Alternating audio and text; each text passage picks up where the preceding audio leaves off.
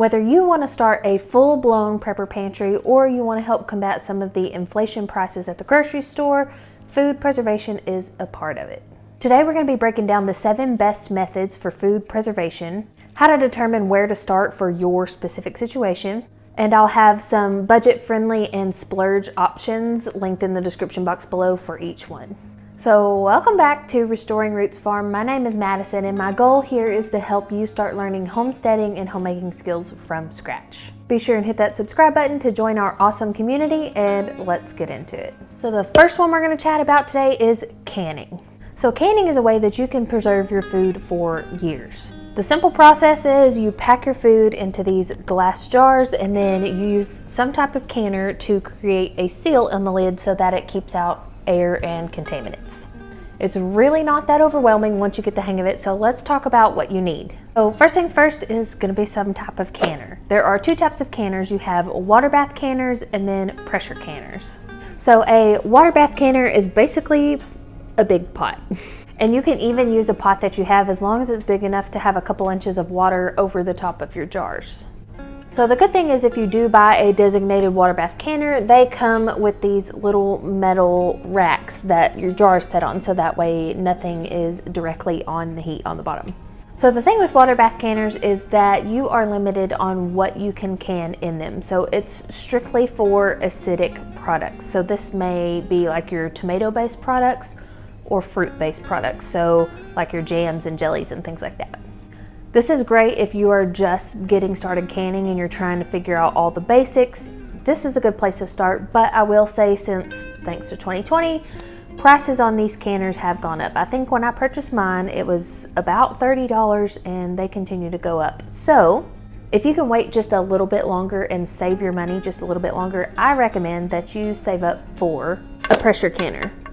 So I recommend a pressure canner if you can save up. It's a little bit more of an investment, well, quite a bit more of an investment, but you are not limited on what you can. So instead of just being limited to tomato-based products and fruit-based products primarily, you can can meat, corn, potatoes, anything your heart desires. The reason you can can just about anything in the pressure canner is because you want to keep all of the contaminants and the things that could possibly spoil your food out. And part of the reason that you can use the water bath canner is because of the acidity in the food. But if you're using foods that aren't so acidic, you have to bring your water way above the boiling point that your water bath canner can give you. So that's why you would use the pressure canner, because the pressure locked inside helps to bring the water up higher. So next, let's talk about some other tools and things that you're going to need. So first things first, you're going to need jars to store your food in, and those come in all different sizes and shapes. And basically, at this point, from what I've seen in the grocery store, it's kind of hard to find jars. So if you can snag some for a decent price, just get whatever. But there are 2 different types of openings in the jar. There is wide mouth and regular mouth. So basically the wide mouth is just bigger at the opening of the jar, and then the regular mouth is a little bit smaller. Generally, I prefer the wide mouth just because it's easier to get your food in and out. But again, they're hard to find. So the jars and the lids, if you can snag them, go ahead and stock up now before harvest season comes. All right, so some other tools. I ordered all of mine off of Amazon in a set. It was super easy, super convenient. So first thing you're gonna want is some jar lifters. So whenever your jars are piping hot, you use these to reach in, grab a hold, and then, set them on the side.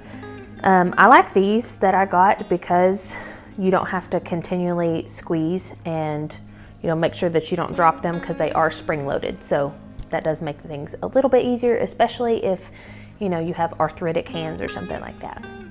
Next is going to be some type of canning funnel. This also came in the set with the jar lifters, and basically this just helps you to not make a mess when you're trying to funnel all your food into the jars. And the last little convenient tool that came in this set was a huge ladle that's super deep, so that way you can spoon a lot of ingredients into your jars at once. It also comes with pour spouts on the side, so if you're pouring, liquid into the jar or something, it kind of makes it easier to not make a mess. And the last one is not really necessary, but it's convenient.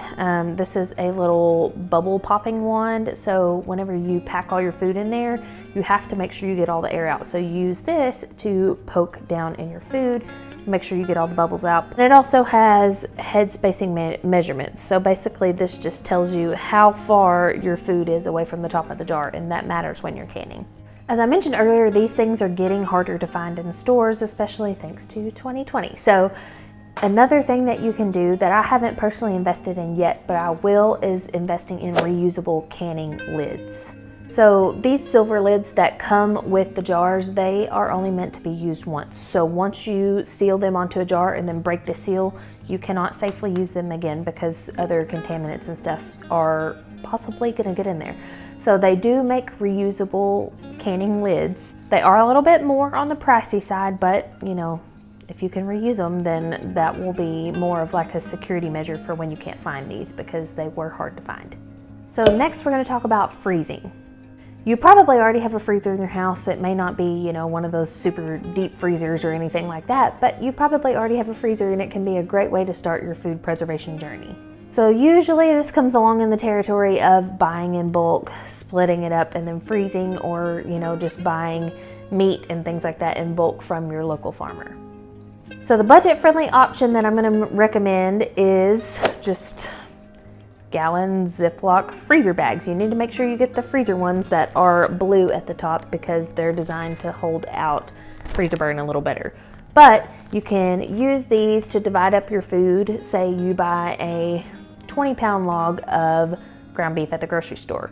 What I would do before I started buying from local, you know, farmers and meat in bulk, I would cut that up into 1-pound increments, put that in my freezer bags, and then what you can do is you can dunk the freezer bag up to the zipper part in water, and that will help suction all the air out and then zip it up. Just be sure to label, because you will forget what you put in there. This was the budget-friendly method that I've done for a really long time, but a better option if you can invest is in vacuum seal bags. So when you purchase a vacuum sealer, whether it's a handheld version or the big versions, you get these thick rolls of plastic, and basically it sucks all of the air out around your food. So it's a better option than the Ziploc bags, but when you're on a budget, you know, you do what you can. The vacuum seal bags, they last much longer without getting freezer burnt. Which leads me to number 3 of our methods for food preservation, which is vacuum sealing. Now I gave this its own category because you not only use the vacuum sealer for the freezer. So like I mentioned, you can get the big machines, or you can get a little handheld machine just for small portions like I just showed you. Also, if you are storing dry goods and want them to last a little bit longer in your mason jars or things like that, you can get jar attachments for your vacuum sealers too. And for vacuum sealing options, you can either get the pre-cut vacuum sealing bags, or you can get the big rolls of plastic for a custom fit around whatever you are sealing.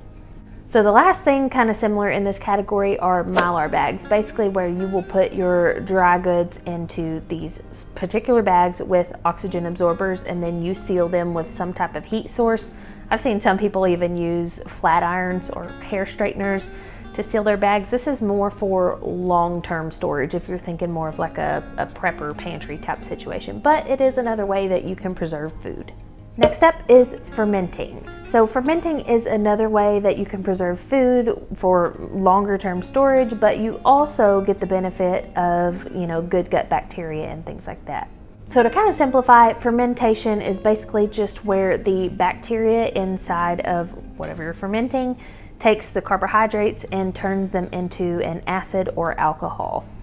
This is where with things like pickles and sauerkraut and things like that, you get that sour taste.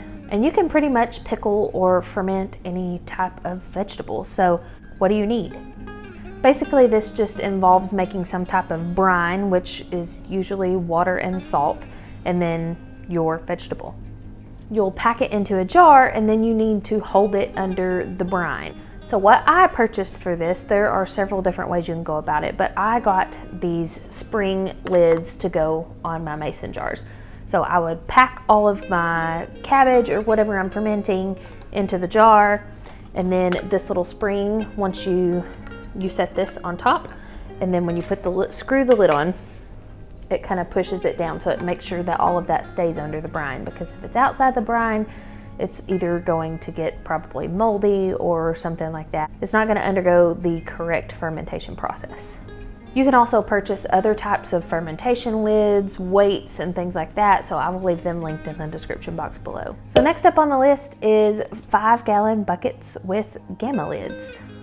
So these are food grade plastic 5-gallon buckets, and normally these buckets come with these types of lids. So you will basically put whatever your food you're storing in there, it's usually dry goods, and then use a mallet to beat this onto the bucket. And it comes with a little rubber seal in here to where it keeps out air and bugs and things like that. You can also throw those oxygen absorbers in there. For me personally, the gamma lids are worth the investment. These basically just make getting in and out of the bucket easier, because prying these off is like wrestling an alligator. So if you are bulk buying food, but you're gonna be dipping into your food frequently, and it's not, you know, a prep where you're gonna be not touching this food for 5 years, then the gamma lids allow you to have that seal,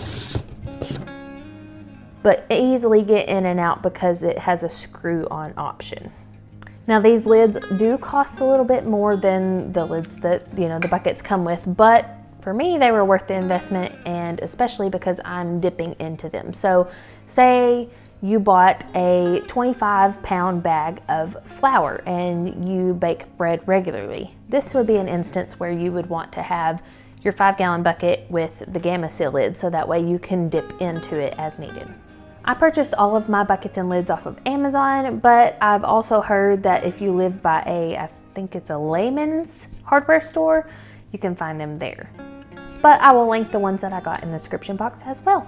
So the last two that we're going to talk about can be a little more pricey, but they do open up the options of what you can do with preserving food. So the first one is dehydrating. So dehydrating is just where you are cooking your food at such a low temperature for a long period of time that it just sucks all of the moisture out. So if your oven temperature goes low enough, you can dehydrate in the oven. You just have to run it for such a long period of time that you may or may not be comfortable running your oven while you're asleep. The next option is to get a budget-friendly dehydrator, and I've seen these run about $50 to $75-ish, depending on where you live and where you get them from and things like that. The deal is, usually these are small, so you're doing small batches of food at a time. So this is the one that I have seen used the most from other YouTubers and things like that, if you know they're on a budget. And usually people upgrade to the Excalibur one, but I have not tried it yet. So when we do make that investment, I will let you know and give my honest review. So number 7 on our methods for food preservation is freeze drying. Now this would probably be the last one that I recommend you getting into because it's just such a big investment, but they are some pretty cool machines. So with the freeze dryer, it's different than dehydrating because the dehydrator uses heat to cook out all of the moisture in the food, but it can also, it's cooking your food, so it does take away some nutrients. But the freeze dryer is different because it allows you to capture your food at peak nutrient time, or when it's super ripe. So basically it will freeze the food that you put in there, and then it will add a low amount of heat to cause that moisture to come out, and it'll turn it into a vapor. Instead of undergoing long periods of cooking time, it freezes it at peak nutrient time. These machines are a hefty investment, but if that's something that you're interested in, I will leave the link to the website of the one that I know of that pretty much all homesteaders use in the description box below. Alrighty, so that rings in our 7 best methods for food preservation. This was just kind of a basic rundown of the options that you have, and kind of, it will give you an idea of where you can start based on your budget and where you live and things like that. I will leave all of my favorite tools along with budget-friendly options and tools that I know are super popular in the description box below, and I'll see you next time.